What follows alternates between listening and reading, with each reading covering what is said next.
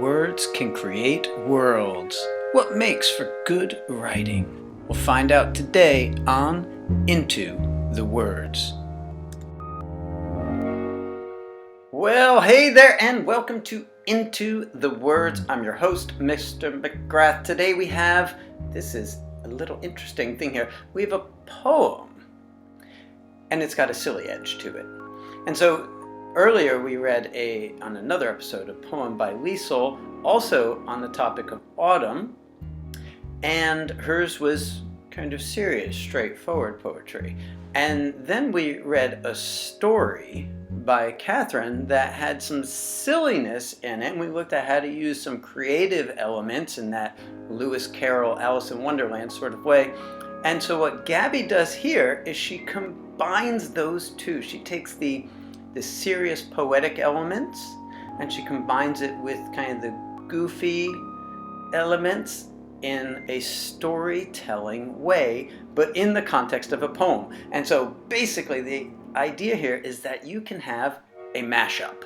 You can have a mashup where you do serious and silly together, where you do poetry and a narrative together, that you don't have to be confined by saying, well, this is a poem, so it needs to be about flowers and emotions, or well, this is a story, and so it has to like perfectly follow this, and and then sort of progressive way. So here we go with Gaby's October.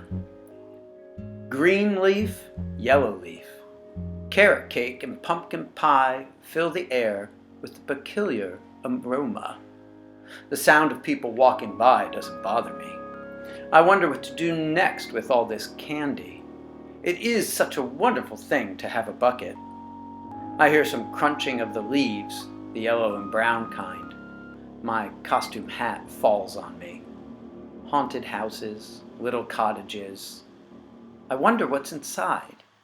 Witches who will take my candy. No, stop, I will cry. Outside will be stormy and sandy. Sand will get in my eyes and I will cry, boo-hoo! But above the clouds and beyond, maybe a little further and way down yonder, will be my candy. It will sprout and shout, candy corn! And that's what happens on a fabulous fab, foot-free, not fake, pine cone, people perfect, hallow, holler, hoot, hoot, Halloween. Well done, Gaby, for sure. Do we see what she's doing there? She starts off in that poetic way using imagery, which is one of the chief elements of poetry, is that we can have a sense, we can see and smell and touch. We have both the visual colors of the leaves, we have the carrot cake and pumpkin pie, we start thinking of taste sensations, and then the aroma in the air. We have the sound of people walking by. You see how strong the imagery is here? And then we go from these general autumn images, getting a little specific, candy and the bucket. Okay, we know, and it's October, so we're talking about Halloween, which, if you are not familiar with 10-year-olds like Gaby, Halloween is a big deal to this age group, my people. And so she goes into the crunching of the leaves. We're back to sounds, the sensation of the costume hat falling on me. Who hasn't, and this is brilliant here, who hasn't had a Halloween costume that did not function the way it was supposed to? I think everyone has had that experience, and so when she says that, we can all relate to it so well. And notice she's still just doing that poetic job. This is what the poet does, just observing the world, and then coming back and saying, to us, the reader, this is what the world is like. The haunted houses and the little cottages. Now we know we're actually entering Halloween. And then she has, the imaginative, creative side starts cropping up here. Witches are going to take her candy and, no, stop, I'll cry.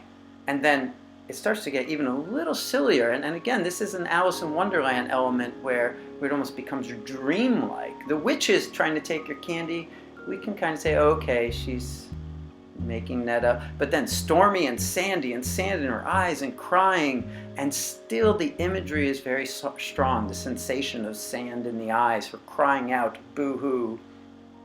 And then when we get to the end, we go so deep. And you notice there's this beautiful progression here into the realm of nonsense, so that by the time we get to the last 3 lines, there is sense and meaning still. You can't go to utter nonsense that's just like a bunch of words stuck together, but she's having such a good time. She's so exultant that she gets to the ending of this poem and she just starts throwing words out of her mouth. Fabulous, fab, and using alliteration here, another great poetic element. Fabulous, fab, foot, free, not fake, pine cone, people, perfect, hallow, holler, hoot, hoot, Halloween.